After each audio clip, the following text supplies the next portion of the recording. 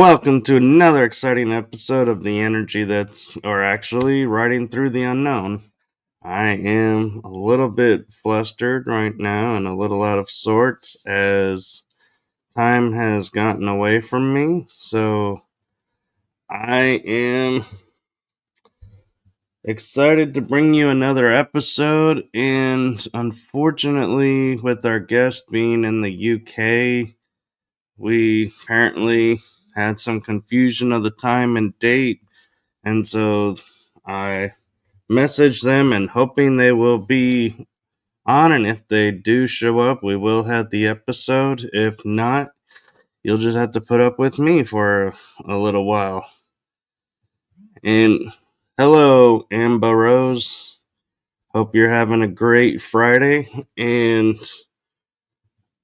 while we wait to see if our guest is going to make it, I will share with you all part of my adventure with this show and take a moment to share with you what this show really means to me and how grateful I am to all of you.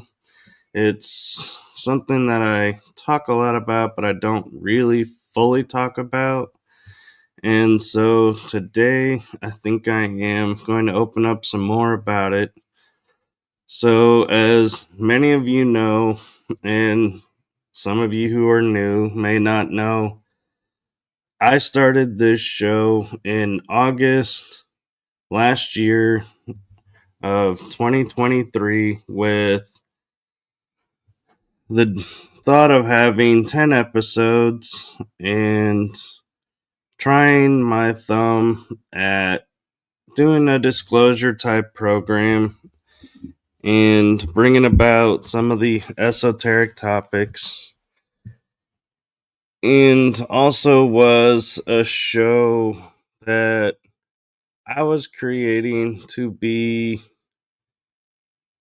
another show that's a passion of mine, to where I could share with you all some of the topics that I look into that I consider maybe on the fringe side of the paranormal, so I don't put it on my paranormal show. And the fire that lit me to create this was the fact that my father passed away a few months before launching this show. And so I literally took a moment and said, I'm going to do this for my dad because he had this passion as well as I did, and my mom as well, and supported me. And I feel like I always wanted this to happen, but I always questioned whether or not I had the chops and the ability to do this type of series. And so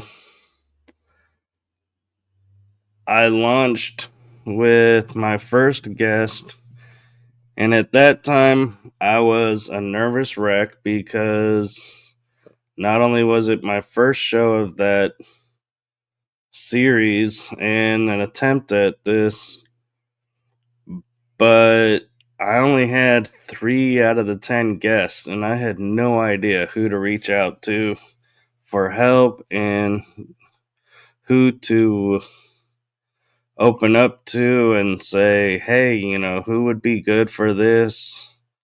And so I was fortunate to have my first 3 guests lined up, which, if you all remember, was Brad Olson, who I met at GSIC, Arkeem Ra, and I had Tony Rodriguez, who I had seen at GSIC at the time. And so I was really excited to have them as guests, and my friend Alex Collier wanted to be a guest, and so he ended up being my 4th guest. And out of the beauty of how the universe works and everything, I ended up with a show that had 10 episodes filled before I even really had a chance to sit down and look at what's going on, because guests suggested people, and I found a source where I could get a lot of people from. So I was blessed and trusting in myself, and thus this show unfolded and actually ended up with 11 episodes in the first season. And so, hello, UFO Joe. Thank you for watching.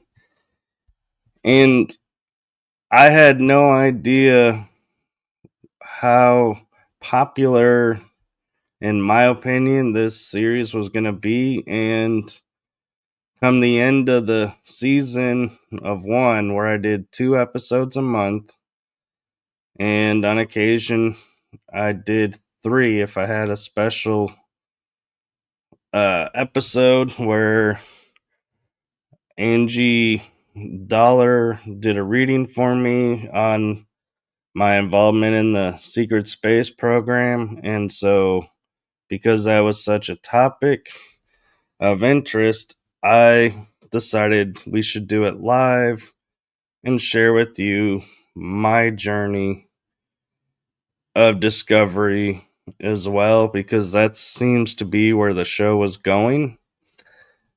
And so, come December, I thought about it long and hard, and I wanted to bring more episodes because I had so many people requesting to be on the series, and I was feeling so blessed and everything that I took and decided season 2 would be 3 shows a month. And I contacted my cousin, Tyler Estes, and I messaged him about starting season 2 and wanting a new look for the show. And he said, I have a great idea for an intro. Can I try it and show you? And I said, yes. And thus, the intro, after 4 renditions of it, came to be the intro that you all just saw, and is such an amazing intro that I cannot begin to say to my cousin how much gratitude I have to him for creating this intro. And the music and the movies within movies is what I call them, and all the topic images he came up with just blew me away, and I cannot help but just be so enthralled by it and enjoy watching it. Even when I don't have a show, I will put it on. It is just that amazing of an intro. And Amba, Rose, and UFO Joe, if you guys have any questions for me, feel free to ask. I am totally here to answer questions as well. And anyone else that's watching, feel free to ask me anything about my journey in the discovering of my involvement in the secret space program, or my interest in topics such as Tartaria or the Giants, the Anunnaki. This is an opportunity for you all to be able to ask me anything. And so, thank you, UFO Joe. I appreciate that. And I try to bring new experiences as much as I can. And so,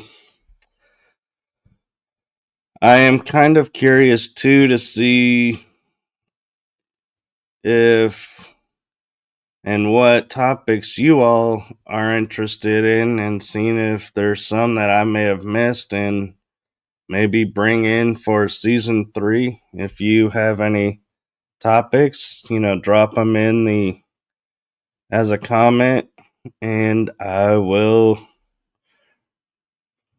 look into it. And so I was blessed this season to be able to connect with guests such as Julia Kaman and learn about water, the effects of water, and how best to drink water.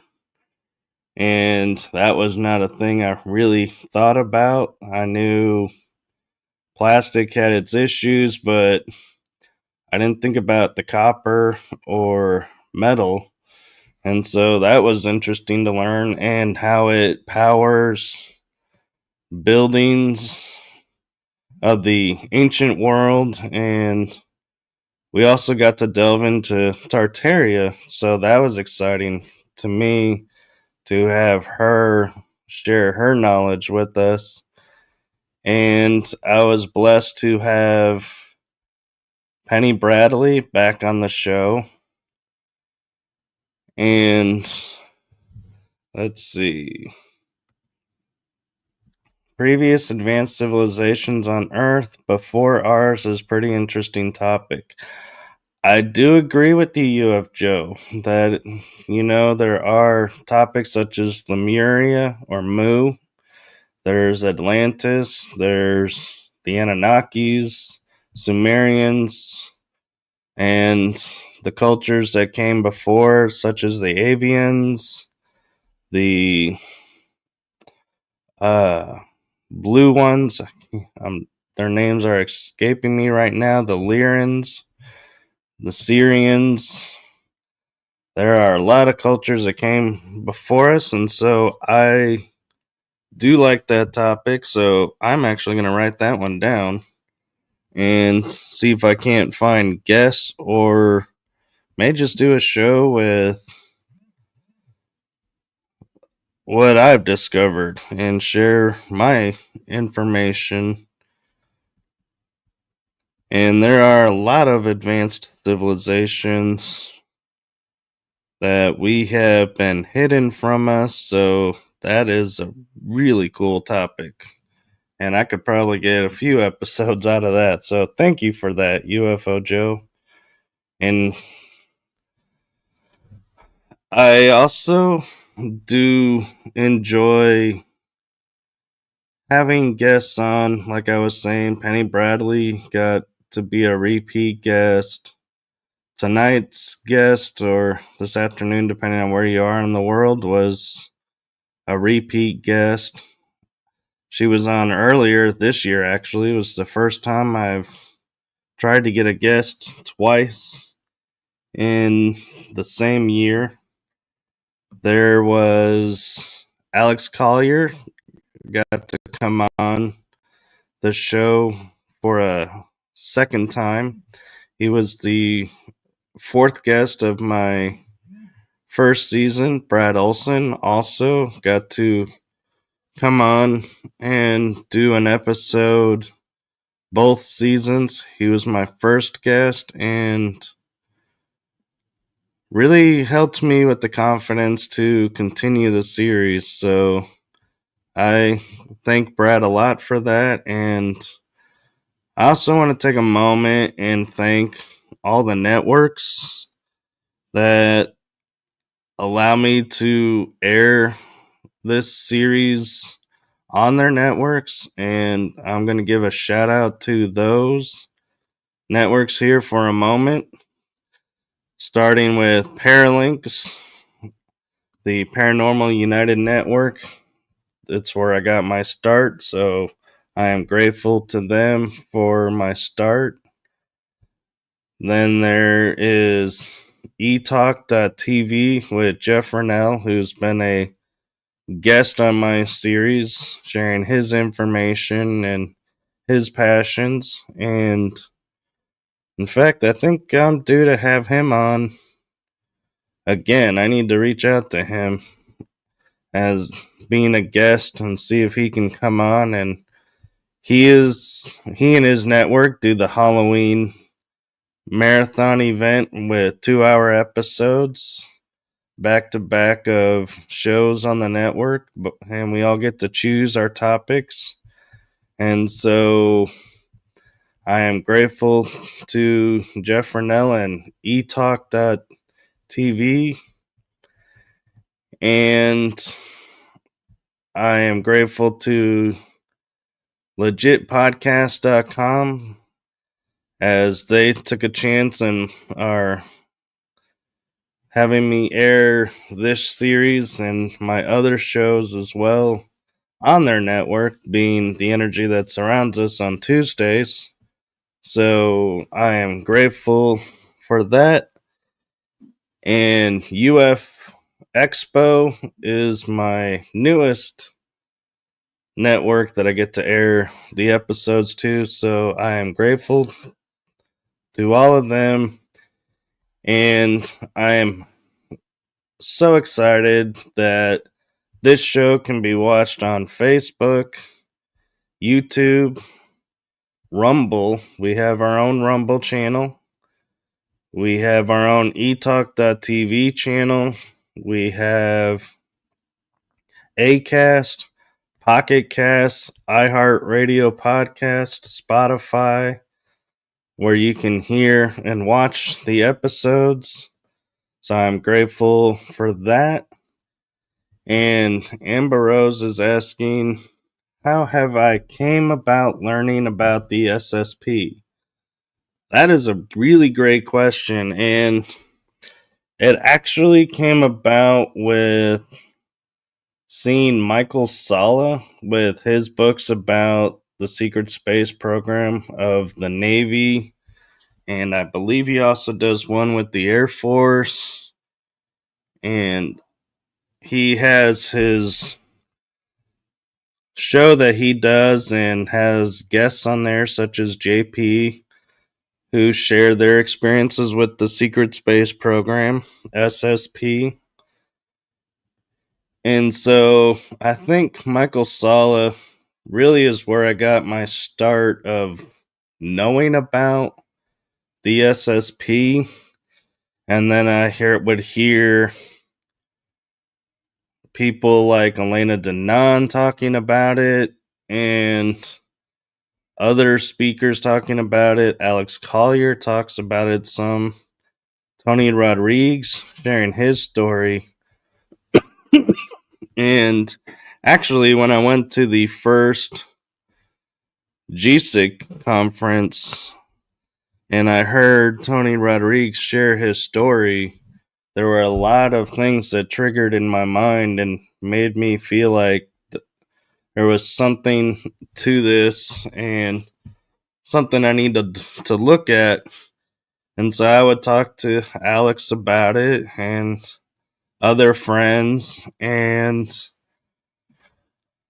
I started to realize that I have a strong connection to the SSP, and I had guests like Arkeem Ra and others who were sharing their knowledge and what they could read off of me around the secret space program, such as Angie Dollar and Christy Campbell, Eve Howard, Danny Flitz, and so many, even including my latest guest, Nova Bell, who helped me to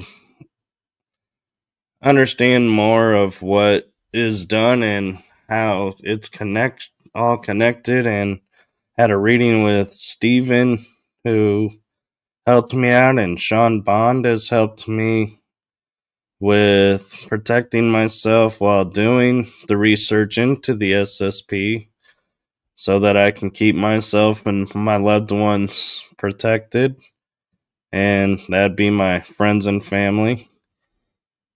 And I also have to say that I do have a book in the works that I'm working on. it is taking a bit of time with the editing of it, and I am slowly but surely pushing myself that I'm hoping that I will be publishing it soon, but I cannot promise that because life happens and all kinds of things are going on, and I got the shows and everything, and getting out and doing investigations again. So I have a lot of, like we used to call them, a lot of, what was the term? A lot of spokes in the wheel, I think was one term, or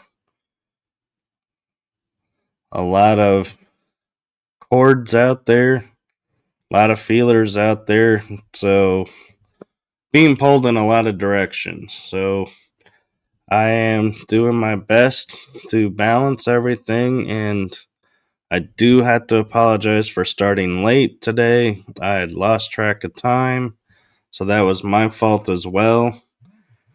And Amber Rose is saying Lumeria.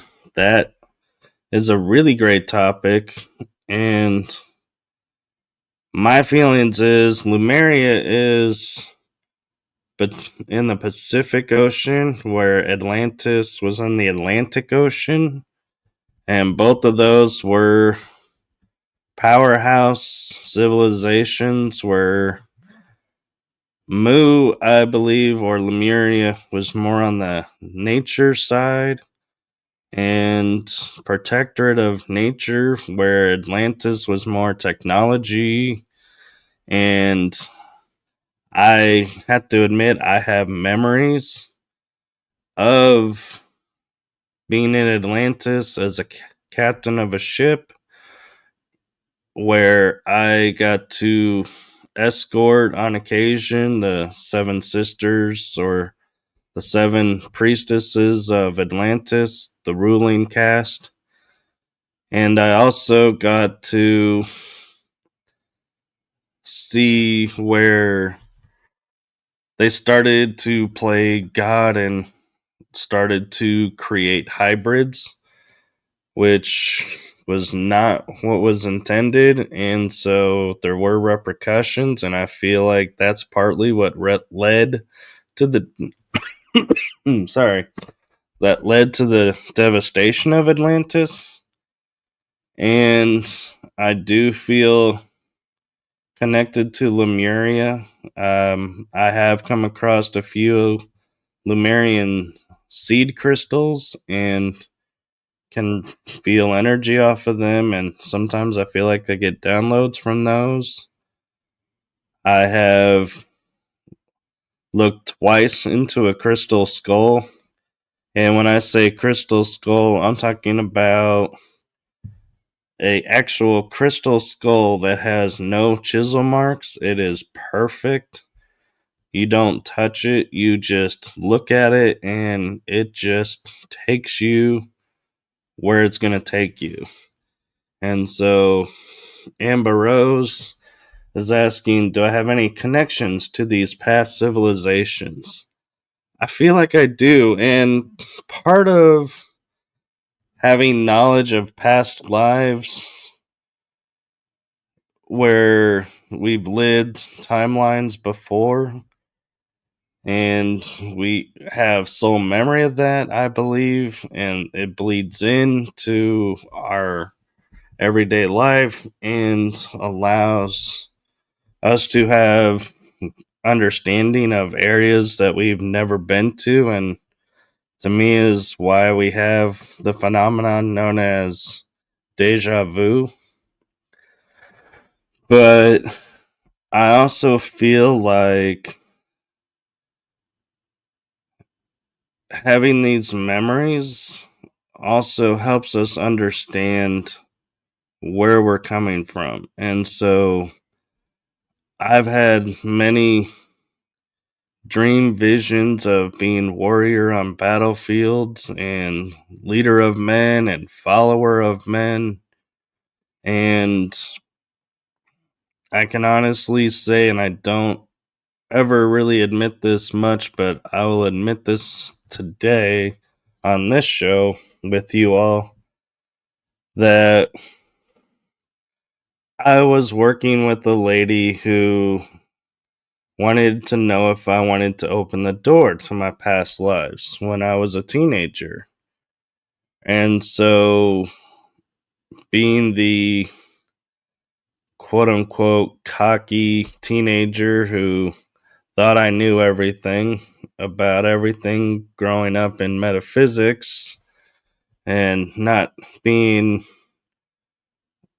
held down by dogma, I told her, yes, I want the door opened to my past lives and I want to be able to recall.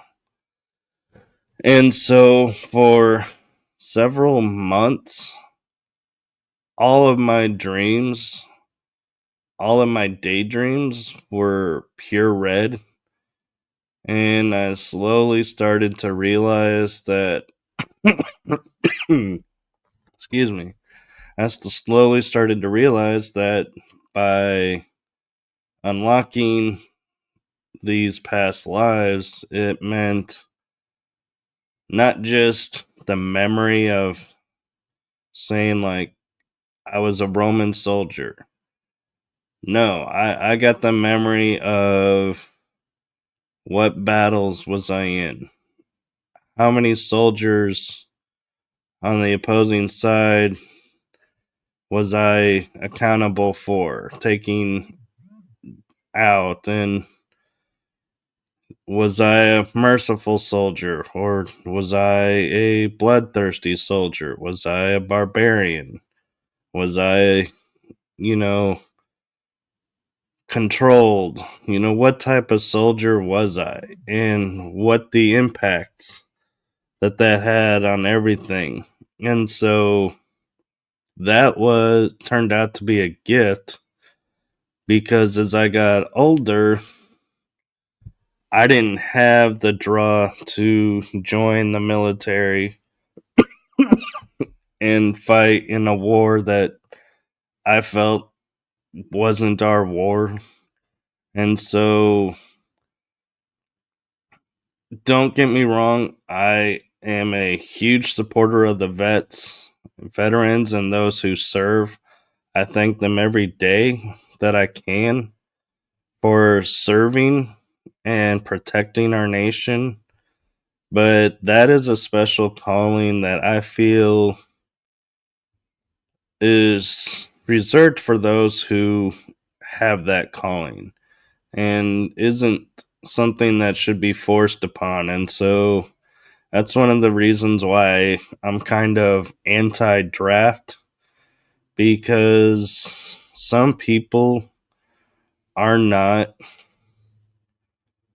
into that lifestyle, don't have the mentality for it. They're better served being maybe behind a desk reading a map, determining strategies, or helping on the home front to keep everything going here so the country doesn't fall apart while fighting abroad. So everybody has their own unique set of skills and parts, and so that is something that I honor and cherish. And so I'm going to take and let's see. Amber Rose is asking, have you always been into paranormal? What brought you to that? That is a very actually great question, Amber Rose. So paranormal was something that I didn't really get into until about 6 years ago, when I started doing paranormal investigations. And I've done over 100 investigations, and I have been to, I believe it is 8 states now where I have investigated in the US. I've had paranormal experiences in France, and I've had paranormal experience in Spain and in Italy. And one thing I will share with you, Amber Rose, is growing up metaphysical, seeing, how can I put this? Seeing the past lives and seeing all of the different ways of looking at things and the different perspectives and the learning lessons, that I grew up with beings that looked like shadows and were always around but always out of sight. And so I just viewed them as beings that were out there. I didn't realize I was growing up with paranormal events and paranormal aspects all around me. I just thought they were spiritual experiences. So I've had to learn that the metaphysics and the paranormal are very close and very entwined. And so my very first experience of learning in depth the paranormal and why I view it as such a passion of mine and such an amazing thing happened to me when I was 2 years old. And I've shared this on several interviews and on other shows. I'm not sure if I've shared it on this show, so if you all would like, I will give you all the abridged version.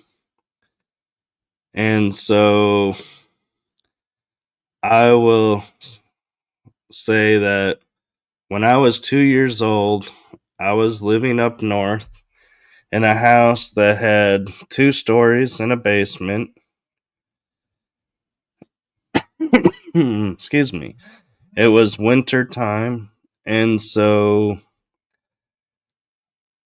I was dressed, if you can imagine, at two, how parents in the late 70s, early 80s.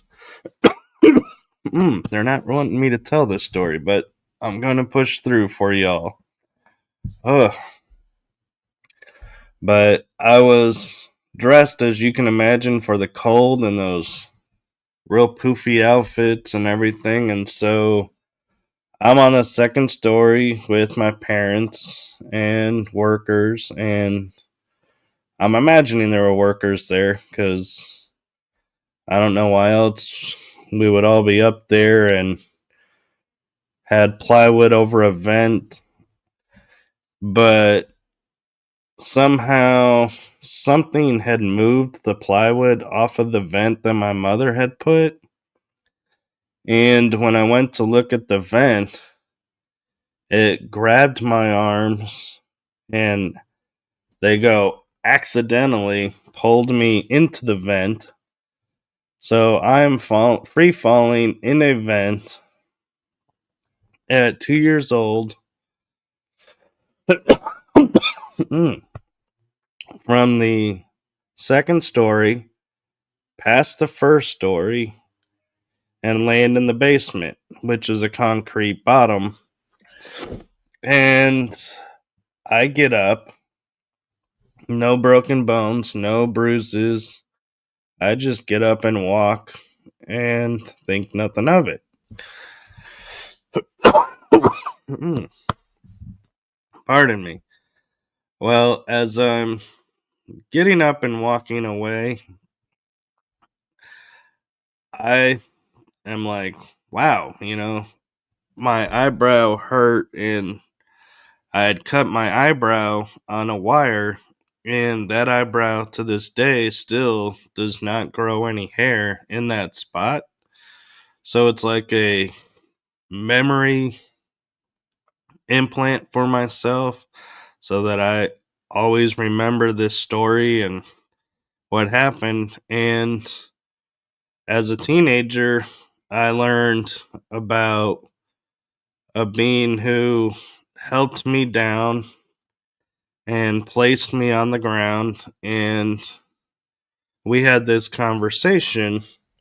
And so this is the part where I get pulled out of time, because as I'm falling, you can imagine free falling down a vent shaft. That those are slick metal. They're not designed to have any traction, so it is a straight shot. Well, I have memory of this conversation with this being talking about how it's not my time yet, although if I wanted to go, I could, and that I have, if I stay, I have choices of what I can do, how I can do it, and I laid down, and I'm sitting there talking with this being, and I'm stating if I'm going to stay, which I chose to stay, that I wanted to help people. So I determined how I was going to get gifts to help people and how I was going to have these gifts unfold, when they were going to unfold in my life, so that everything would be predetermined and I could do what I needed to do. And so conversation ended. I'm put back in. They put me on the ground. And so I'm like, okay, this is really cool. I was like, I can't believe I got to have a conversation with a being. It could have been an angel, could have been a star being, could have been an alien being. I'm not exactly sure. I know it had bluish light, I believe. It was very tall. And so I know of being a starseed myself, being hybrid starseed, so could have been one of my family members coming to help me, or someone who recognized my potential and wanted to help. But I then talked with a friend, Catherine, in Greece, and she tells me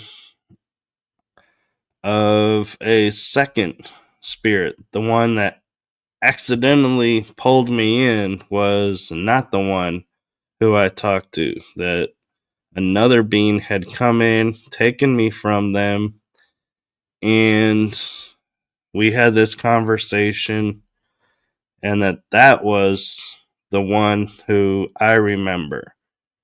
And so I was surprised to learn in my late 30s, early 40s, that there was a second being in this paranormal experience. And I had told this story a few times, and one of my guests who was interviewing me in return had mentioned it's really cool. To her, the cool thing was that I was able to understand these beings.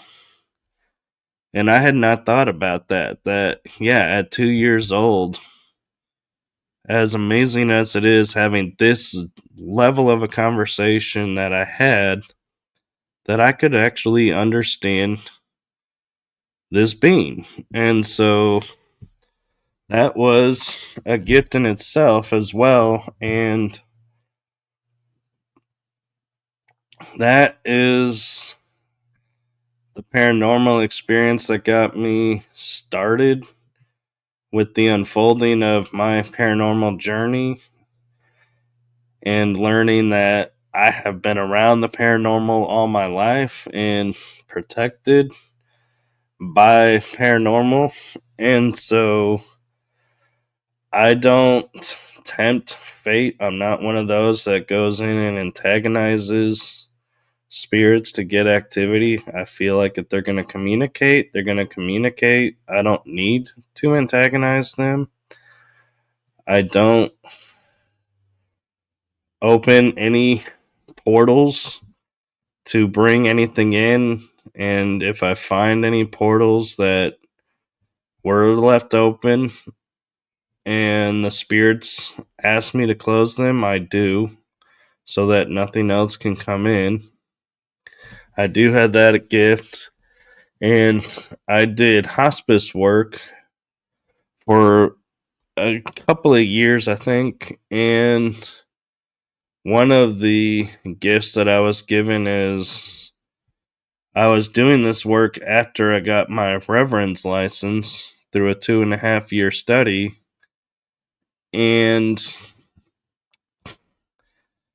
I would sit there and talk with my patients that I was visiting and listen to their stories, listen to them. And as they were sharing their stories and everything, I would always ask them, if you want to go, what's keeping you here? And so many times I would hear, I'm afraid to go because I don't think I'm worthy to go. I don't think that I lived the right life and that I'm going to be judged and I'm going to be kept out because I'm not this or that. And that would just tear my heart up because that is dogma that doesn't exist and doesn't need to be exist. There is no fear of going to the other side. There shouldn't be. And having 3 near-death experiences that I can recall, this is my experience of, you don't need to be afraid when it comes to your time, and that there's a peace there, and nobody judges you.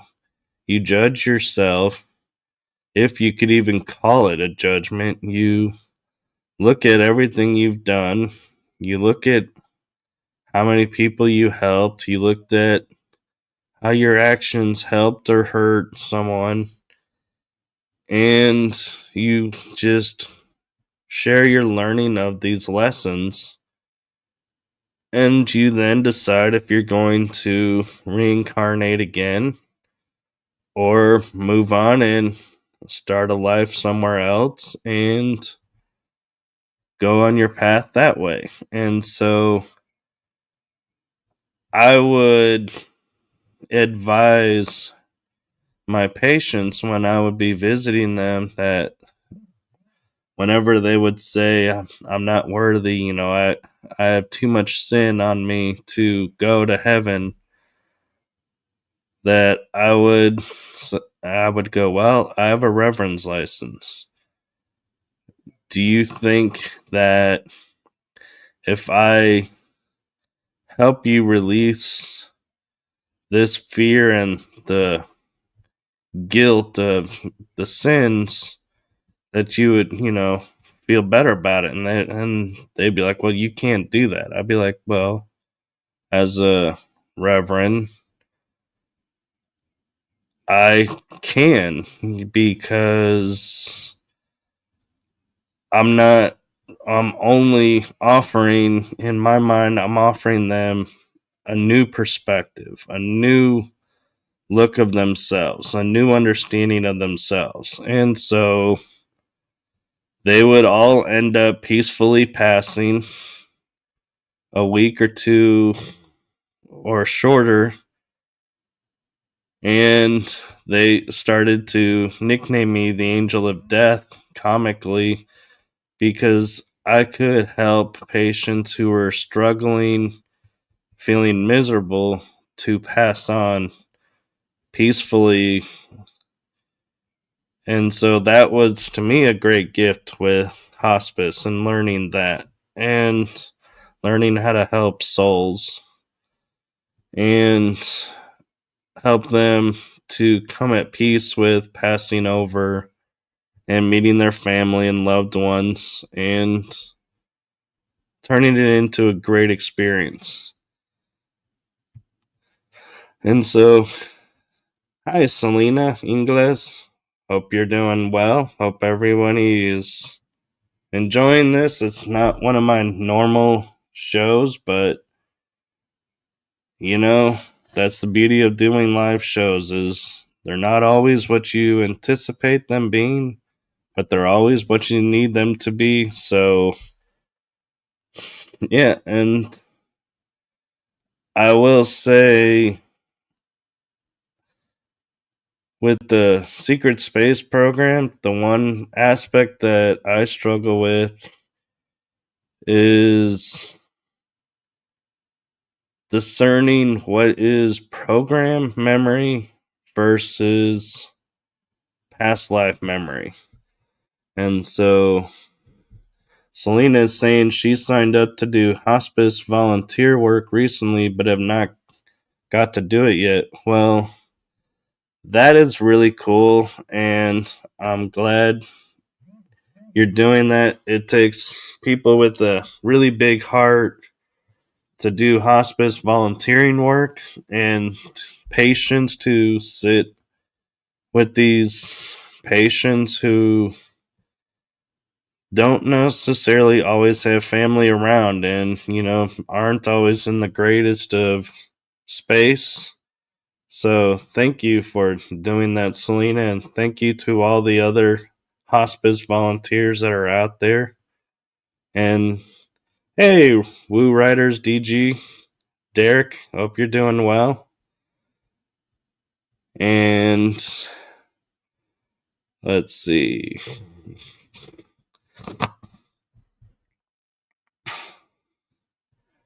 Yes. Well, actually, Selena, it's not only for elderly people who don't have family. There are times where I have seen people in their 20s and 30s being in hospice care because of an accident or something that happened with them, a trauma. So, yeah, it's not always just the elderly. So be prepared for that. And, thank you, Selena. I appreciate that. And the one I signed up for is, well, enjoy the stories. And don't worry if they repeat the stories because that is a wonderful gift for them to be able to share those stories and to have someone listen. And I always viewed it as fun to hear the stories that they would share. And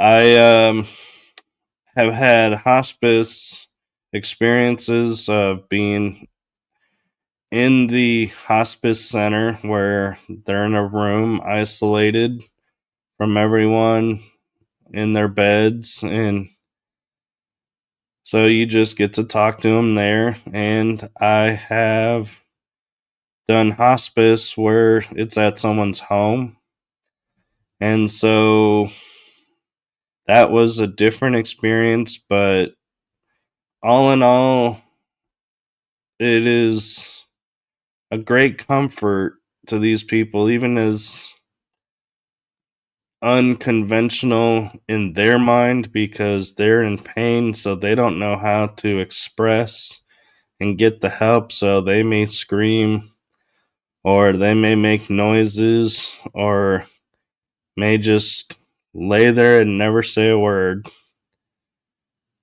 But the fact that you're there sitting with them or standing by their side or even in the same room or the same building, they can feel that, I believe, and they know it.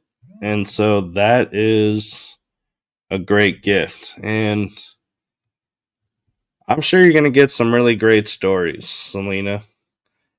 And so, oh, you're going to draw them their favorite memory. That is a really cool idea. I never thought about that. That is awesome. I'm sure that'll really make their day and brighten their day and give them something to look forward to and enjoy.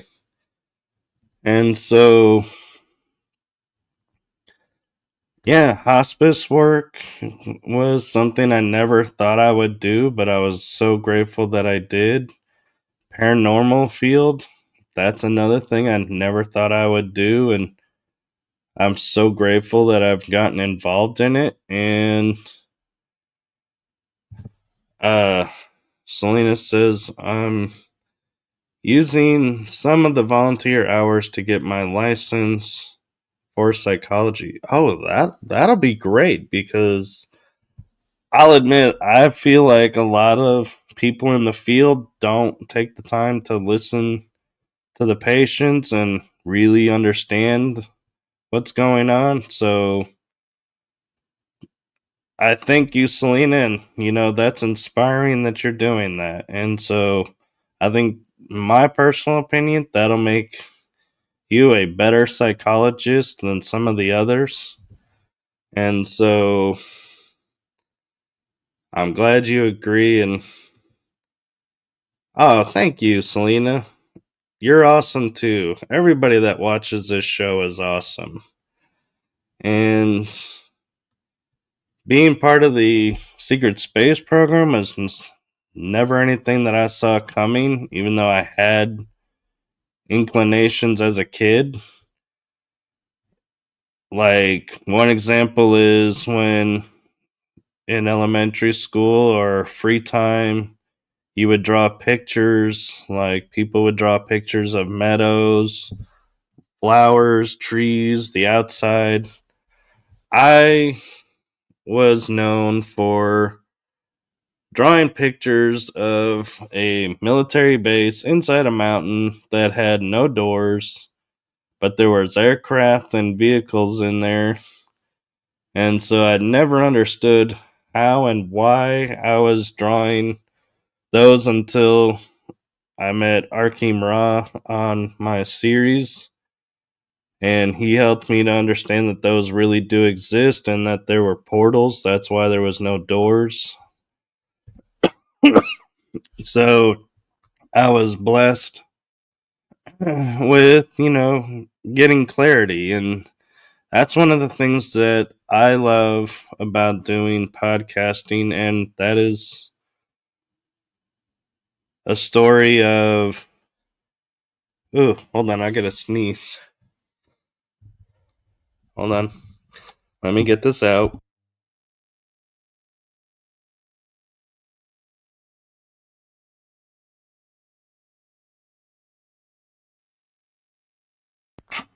Okay. Sorry about that. But so I was approached a few months after I started paranormal investigating with a team by a network, and I love that, Selena. Spirit talking. That is beautiful. I love that. I might have to start using that. That is a great way to think about it. But yeah, this founder of a network approaches me and says, "You should totally do a podcast show. People will love you," he said. And I felt like I was so green and only having a few months underneath me. I was like, I didn't know anybody.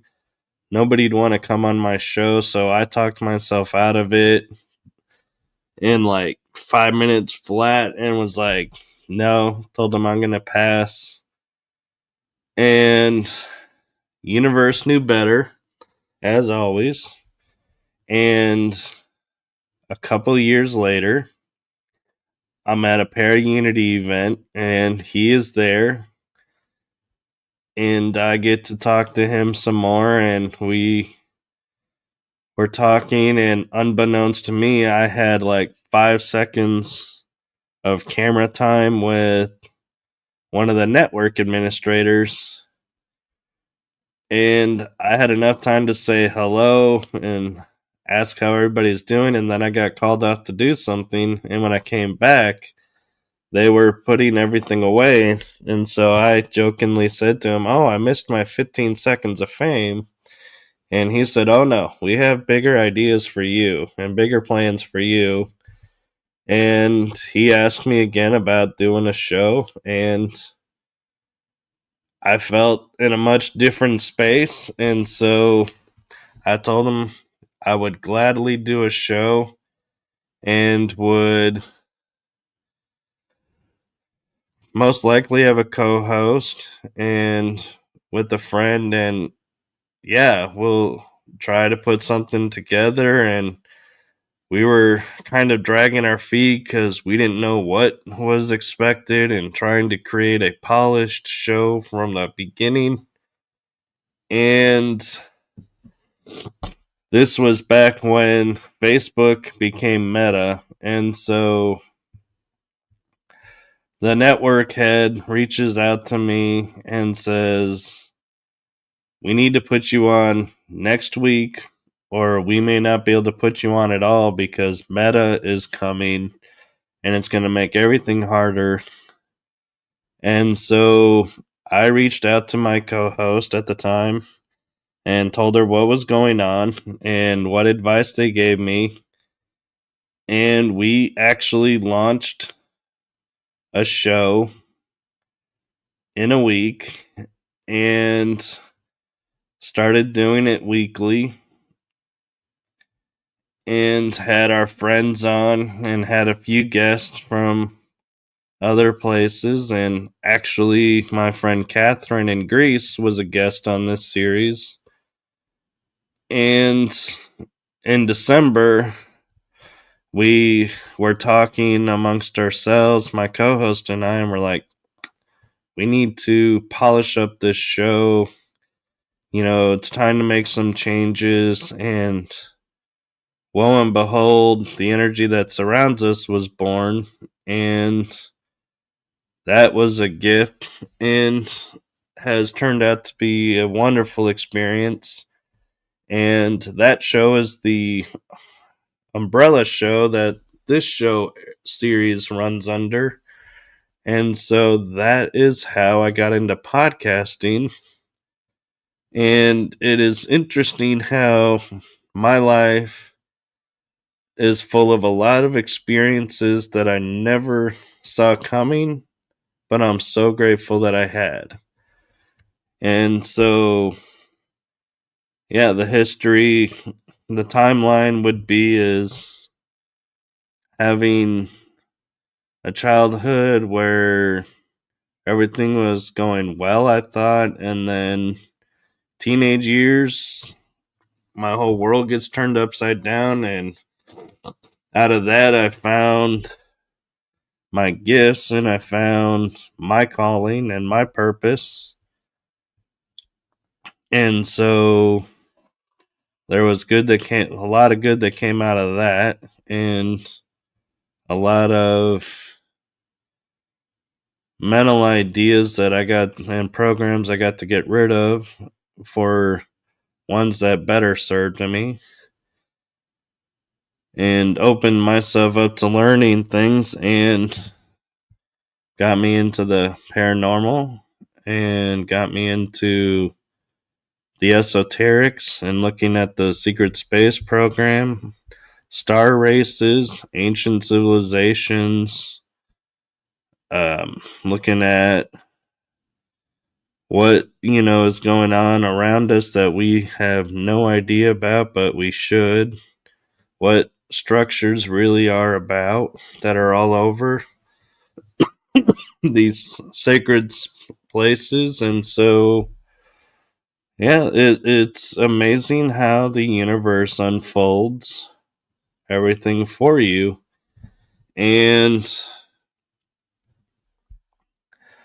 I am so grateful to every one of my guests on this series that has helped me unfold my journey into the secret space programs and understanding. And I have one partial memory that I will share with you all that I haven't been able to fully develop, but it's where I was in water and I put my head underwater, which I normally don't do.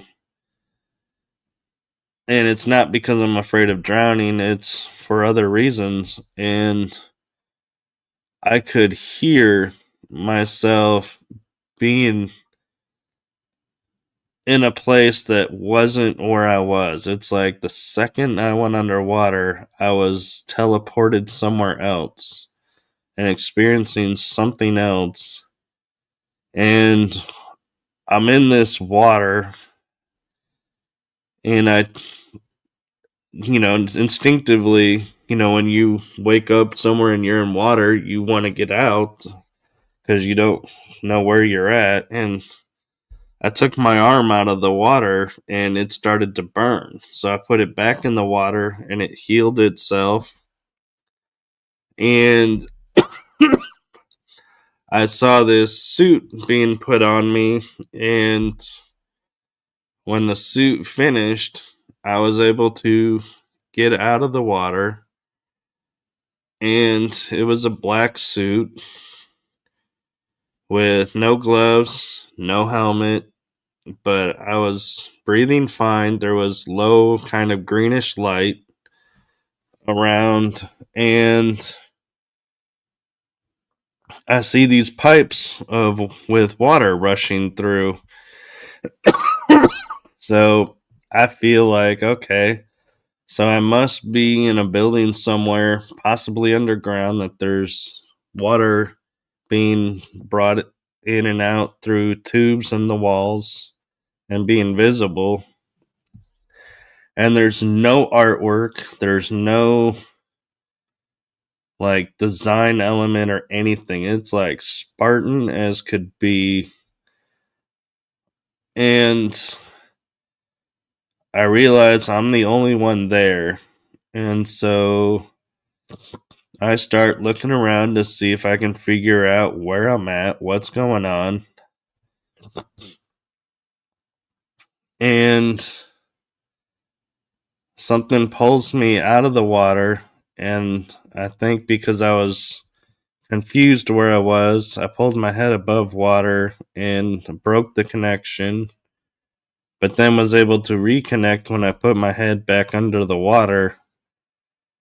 And I seen myself going into this room, and I'm about to cross the doorway threshold when I notice there's chairs and tables lined up almost like a classroom or like a meeting room or a conference room if you're giving instructions to a group of people. And I don't know who's in there, but just as I'm about to step foot in there, the door closes on me, like literally slammed in my face, like I'm not supposed to be there. And I turn around and I don't see anything, but I hear this word. It doesn't even sound like a voice. I can't really describe it, but it says Montauk. And as soon as that happens, I am back above water. And I tried 2 or 3 times to go back underwater to see if I could reconnect to get more and wasn't able to. So that is my partial memory of being a part of or being at Montauk. So I'm not quite sure what all that means. I'm still working on piecing together things and learning what programs I'm part of, what projects I did. I know I did time travel because I can feel like I did. I can feel it resonate within me. And so keep watching this series because, as many of you know, as parts unfold, I shared on this series. So this series is partly my journey as well. And I recently did a reading session with Stephen, and I was able to obtain Andromedan aspects of myself. So I do feel I'm adjusting to that, and that may be why I'm getting hoarse and got a cough and nose is feeling a little off, is adjusting all the new aspects and new parts and adjusting to the new frequencies. And Selena is saying, I think I have too, but I'm not sure. Are you talking about being in the programs, or are you talking about Montauk, Selena? I'm just curious. But I do have to say, the one thing I will mention about being in the programs is it's really more difficult being in the programs and trying to share memories and talk to people about it, because so few people know about it. And there's a lot of people in the field who feel like if you don't have this information, we can't validate it. And there are people around, like friends and everything, who all want proof. And that's the one thing I can guarantee you: when you're in black projects or underground projects, that proof is not something you're ever probably going to find. And so you just have to stay strong with your memories, stay strong with what resonates with yourself, and don't challenge people. Don't look to other people to validate yourself. And I would suggest that, trust yourself and surround yourself with people you trust who will be honest with you and will help you with keeping yourself grounded. And Selena answered. She says, well, I was talking about time travel, but that too. I have memories that I think were dreams, but it's hard to say. That is the trick. And time travel is a very interesting phenomenon because, yeah, I'm still trying to figure it out too, Selena, so don't feel alone in that. I think we all are. But time travel, time runs in loops. It's not linear as we've always been told and what we think. There is no point A to point B. It's by being in a loop, it's more like the past, present, and future are literally all happening at the same time. And that's why the past is so hard for us to look at, because it's so fresh all the time, and it does after a while get easier to talk about, because the more you talk about it and the more you're in that moment, you're diffusing the power that it has over you. And why the future, you may have visions of what's to come, and sometimes they happen and sometimes they don't, because the future is not written. And so you may take a right one day when you should have taken a left, and that altered that future timeline. And so there is no way to really concrete in the future. And so, yeah, Selena's right. Time is stacked. It is like a Jenga game, and it's very complicated, and it's very, very stressful because you're trying to maintain one future out of the possibilities. And so that's why there's the metaphysical adage of what you wanted isn't always what you're going to get, but what you needed is what you're always going to get. And that is the universe's way of saying, you may have wanted this, but we know what you really needed.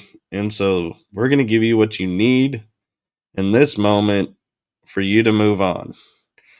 And so, yeah, it's all at once. I agree, Selena. And so I'm going to take a moment and share with you all what I have coming up next week with shows. And I appreciate your all's patience and listening. And I am so grateful to Amber Rose and Derek and Selena for popping into the chat room and asking questions and sharing experiences with me. So thank you so much for that. And let me grab my schedule so I don't misquote myself. But I have an investigation tomorrow night at the Hood County Jail where I've been before, but I'm going with the new team tomorrow night, so it'll be fun to investigate with them. I've investigated a few places along the way, so grateful for that. And on Monday, if schedule allows, I have Dr.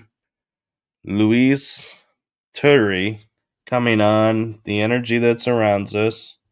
So I'm hoping that one will hold because I think that he has a lot to offer, and I think that'll be a great episode with a lot of great information coming. And Tuesday night, I have a name that many of you may know, and those of you who don't, I believe you'll want to tune in. I have Barbara Lamb coming on the show, and a little teaser, she has recently written a book, and she and the co-author Sheila will be guests to share their book together in December. So this Tuesday will be Barbara on her own sharing her experiences and delving into her part of the book. And Wednesday, I have Writing Through the Unknown, this series coming back, and hopefully my guests will come through. I haven't been able to tie him down. If not, I have a different type of episode that I'm hoping you all will enjoy. So stay tuned for that. And Friday on this series, I have Leslie and Stephen Shaw coming on. And their episode will actually be 6 o'clock because they're on Pacific time. And so it'll be 6 Eastern, or not 6 Eastern, I'm sorry, 6 Central. And I will be a guest on their show coming up shortly, as well as soon as we can pin down a date. And so that is next week's schedule. And I do have some more exciting guests coming. And so thank you all for watching this episode and helping me to do this episode, being the only one on the screen. So I hope I didn't mumble or repeat or babble too much. I appreciate you all, and to all of you out there, make it a wonderful day, wonderful evening, wonderful afternoon, and Thank you, Selena. I appreciate that so much. I'm going to say before I play the outro, I always ask my guests about a blue nugget, and so it seems fair that since I'm the guest, that I turn around and say, "Hey, Michael, what nugget, a golden nugget, would you like to leave the audience with today?" So, my nugget that I'm wanting to leave with you all today is, this is going to be a tough one. Let's see, how can I word this one? So, my golden nugget for you all is trust in yourself and trust in the unfolding. What that looks like is, as you're going through experiences in life, whether it's personal, work, relationships, trust in yourself and trust that the way it unfolds is the way it's meant to unfold. Don't try and control the outcome. Don't become attached to any outcomes. Keep yourself free and keep yourself open, because the universe, as I said earlier, knows better what we need and what we want than we do, because they see a much bigger picture. So take each day, fill it with love and joy, and just trust in the unfolding. Because as bleak or as positive or as amazing or dark everything may seem, there is a reason, and you'll be much stronger, much wiser, much better version of yourself on the other side of whatever is going on. So trust in the unfoldment, because they know what you can handle and what you signed up for. And so they won't overwhelm you and put you in a situation that you can't get out of, in my opinion. And let me stress, that's just my opinion. So, yeah, just trust in the unfolding. And with that being said, make it a great one. And I will see you all next week. Have a great one, everyone. Bye bye.